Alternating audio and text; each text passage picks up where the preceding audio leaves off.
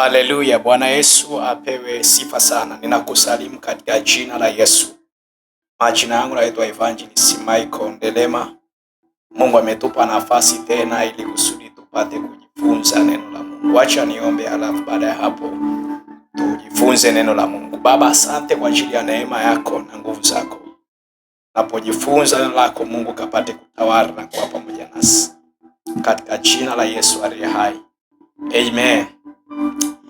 Bwana Yesu apewe sifa sana. Siku ya leo nataka tujifunze kitu kimoja ambacho naweza kikawa baraka kwenye maisha yako. Nataka tujifunze kwa habari ya mamlaka iliyo katika jina la Yesu Kristo. Mamlaka iliyo katika jina la Yesu. Kitabu kile cha Marko sura ile ya 16, Marko sura ya 16, kuanzia ule mstari wa 15.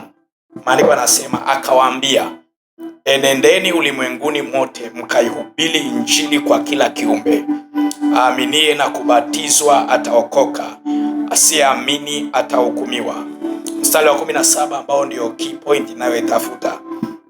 Na ishara hizi zitafuatana na hao waaminio. Kwa jina langu watatoa pepo, watasema kwa lugha mpya, watashika nyoka, hata wakinywa kitu cha kufisha hakitawazuru kabisa. Wataweka mikono yao juu ya wagonjwa, nao watapata afya. Kati ya kitu ambacho Mungu ametupa kama zawadi sisi tunaomwamini ni jina la Yesu. Jina, kabla ya sijagusia jina la Yesu, jina huwa limebeba sifa ya ukuu, au jina limebeba nafasi kwenye ulimwengu wa roho.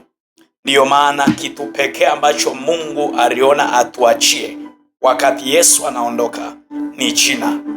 Na Yesu anawaambia wanafunzi wake, huu ulikuwa ni usia wa mwisho kabla Yesu hajanyakuliwa. Anasema, na ishara hizi zitafuatana na hao kwa jina langu. Maana yake nini? Maana yake ndani ya jina la Yesu kulikuwa au kuna kila kitu ambacho tunakihitaji kwenye maisha yetu. Chochote ambacho unahitaji kwenye maisha yako kimefungamanishwa ndani ya jina la Yesu. Unatamani kufanya nini kwenye maisha yako? Jina la Yesu limebeba kila kitu. Ni kama chakula ambacho kina kila ingredient kwenye mwili wako, na ndivyo ilivyo kwa jina la Yesu. Jina la Yesu limebeba kila kitu ambacho tunakihitaji kwenye maisha yetu. Mwamini yoyote anapokubali kuokoka na kumfuata Yesu awe Bwana na Mwokozi wa maisha yake, hiyo ndiyo zawadi ambayo anapewa zawadi ya jina la Yesu. Wakati wote anapokuwa anatembea duniani, anakuwa amepewa hilo jina la kumsaidia kutembea sawasawa. Na kitabu kile cha Matendo ya Mitume, kwa sura ile ya 3 mstari ule kuanzia mstari wa kwanza. Matendo ya Mitume sura ya 3 ule mstari wa kwanza.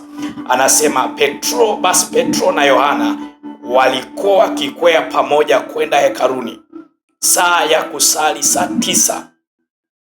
Na mtu mmoja alikuwa kiwete toka tumboni mwa mamaye, alichukuliwa na watu ambaye walimweka kila siku katika mlango wa hekalu uitwao Mzuri, ili aombe sadaka kwa watu waingiao ndani ya hekalu.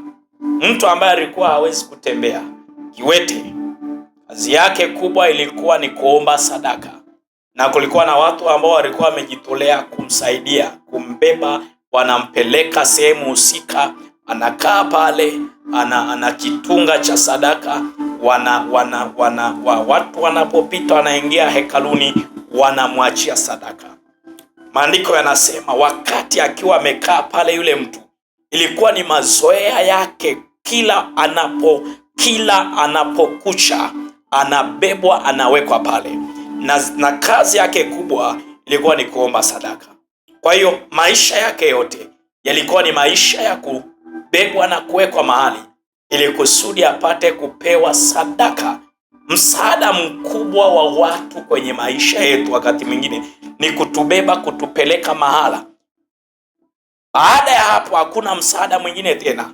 Sasa maandiko yanaendelea, anasema na Petro na mtu huyo akiwaona Petro na Yohana wakiingia hekaluni, aliomba apewe sadaka. Siku hiyo akiwepo pale hekaluni, bahati nzuri sana Petro na Yohana wakawa wanapita maeneo yale. Maandiko yanasema walipokuwa wanapita maeneo yale, akaona akasema, watu leo walivyovaa wamependeza, wamekaa vizuri, nadhani nitapata sadaka kwao. Sasa walipokuwa anapita, akaanza kupaza sauti, anategemea apate sadaka. Biblia inazungumza, inasema na Petro akamkazia macho pamoja na Yohana, akasema, tutazame sisi. Akawaangalia akitarajia kupata kitu kwao, lakini Petro akasema, mimi sina fedha wala dhahabu, lakini nilicho nacho ndicho nikupacho. Kwa jina la Yesu Kristo wa Nazareti, simama uende. Akamshika mkono wa kuume, akamwinua. Mara nyayo zake zikatiwa vifundo vya miguu yake, vikatiwa nguvu. Akaondoka upesi, akasimama, akaanza kwenda, akaingia hekaluni pamoja nao, akienda akirukaruka na kumsifu Mungu. Kwa hiyo limitation ya yule mtu ilikuwa ni kuomba sadaka, kuwa pale amekaa anasubiri sadaka. Lakini alipokutana na watumishi wa Mungu waliokuwa wamebeba jina, maandiko yanasema wakamwambia, tutazame sisi, na sisi hatuna fedha na sisi hatuna dhahabu, lakini tunachokupa ni jina.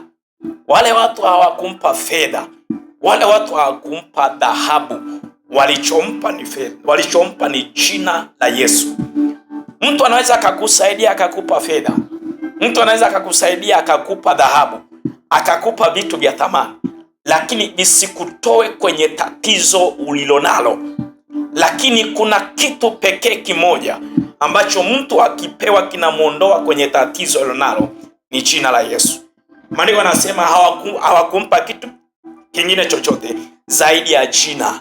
Jina la Yesu ndilo ambalo walimpatia yule mtu na akawa mzima. Nataka niseme nini kwenye hili andiko? Maandiko yanasema Petro alikuwa anajua nini amekibeba. Kwenye maisha haya, ukijua nini umekibeba au jina la Yesu unajua lina nguvu kiasi gani, utakuwa unaona mambo yote yanawezekana. Mambo yanawezekana sio kwa sababu una fedha. Kuna watu wana fedha lakini kuna mambo wameyashindwa. Kuna watu wana dhahabu lakini kuna mambo yamewashinda. Yule mtu kazi yake ilikuwa ni kuomba fedha.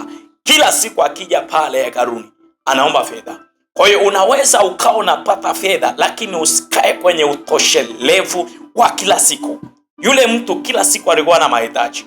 Maandiko yanasema ili kusudi asifanye tena arudi pale, akapewa jina. Jina likamfanya kuwa mzima. Jina likamfanya kutembea. Jina likamfanya kuinuka. Jina likamfanya asirudi tena pale kwa omba. Jina la Yesu likiingia ndani yako na ukajua mamlaka ya jina la Yesu, unakuwa salama. Watu wengi tuko kanisani lakini hatujui mamlaka iliyopo katika jina la Yesu. Watu wengi tunamwomba Mungu lakini hatujui mamlaka iliyobebwa katika jina la Yesu. Ikiwa mamlaka iliyokuwa imebebwa katika jina la Yesu, kina Petro walipoifahamu, ndio maana wakamwinua yule mtu aliyekuwa kiwete, amekaa pale wakati wote, amekaa na subiri sadaka. Walipokuwa najua mamlaka iliyokuwa nayo, wakasema huyu mtu anaweza kusimama. Kuna mambo jina la Yesu linaweza likafanya ambayo kwa akili ya kawaida haiwezekani. Akili ya kawaida haiwezekani. Unafahamje jina la Yesu kulitumia? Unaweza ukawa na jina lakini usijue namna ya kulitumia kwenye biashara yako. Unaweza ukawa na jina na usijue namna ya kulitumia kwenye utumishi wako. Unaweza ukawa na jina na usijue namna ya kulitumia kwenye kazi zako. Unaweza ukawa na jina na bado magonjwa yakaendelea kukutesa. Unaweza ukawa na jina na bado ukawa haupigi hatua kwenye kile ambacho unatakiwa ukifanye. jina la Yesu. Petro akamwambia, sisi hatuna fedha, sisi hatuna dhahabu, lakini tunachokupa ni jina. Jina linaweza likakupa fedha. Fedha haiwezi kukupa jina la Yesu, lakini jina la Yesu linaweza likakupa fedha.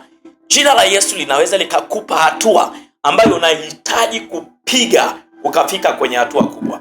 Jina la Yesu ni msingi mkubwa kwenye maisha yako. Ukitamani na ukajua ya kwamba jina lina nguvu na uwezo wa namna gani, maisha haya utayaona yanawezekana. Dunia hii, maisha haya yanawezekana unapojua mamlaka ulioibeba. Watu wengi hawajui mamlaka walizozibeba, ndio maana hawajui kutembea sawasawa na viwango ambavyo Mungu amewapa. Ukitaka kutembea kwenye viwango ambavyo Mungu amekupa, ni lazima ujue jina la Yesu na mamlaka yake. Oh, haleluya! Bwana Yesu asifiwe sana.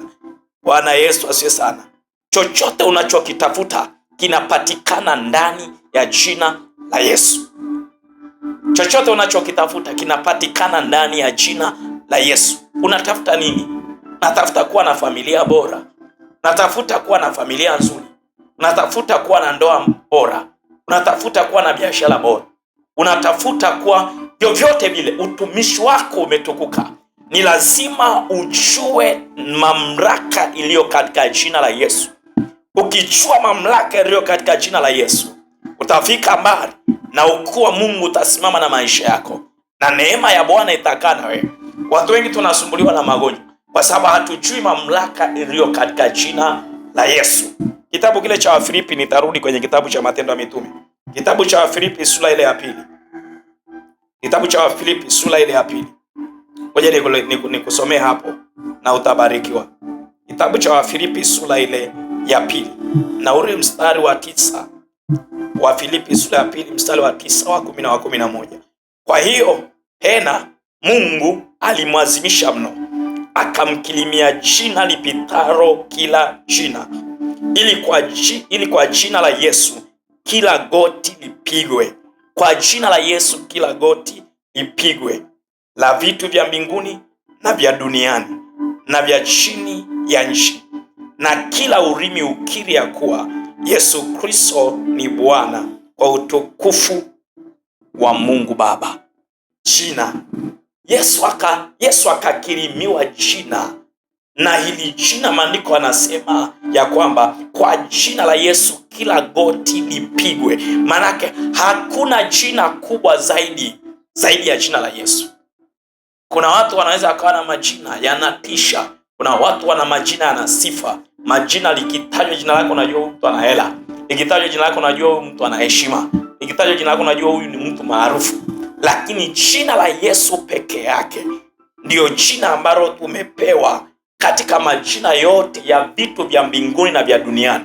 Kwa hili jina lipigwe, magoti yapigwe, watu waseme kwa jina hili hakuna jina jingine tena. Kwa tumepewa jina la Yesu ambalo ni msingi mkubwa wa kutufanya tufanikiwe. Tumepewa jina la Yesu, msingi mkubwa wa kutufanya twende mbele. Hauwezi ukaubadilisha ulimwengu usipojua mamlaka hasa iliyo katika jina la Yesu. Waliobadilisha ulimwengu ni wale waliojua hasa mamlaka iliyo katika jina la Yesu. Kuna vitu kwa akili ya kawaida unaviona haviwezekani. Kuna vitu kwa akili ya kibinadamu unaviona haviwezekani, lakini ukijua mamlaka iliyo katika jina la Yesu, vitu vyote vinawezekana.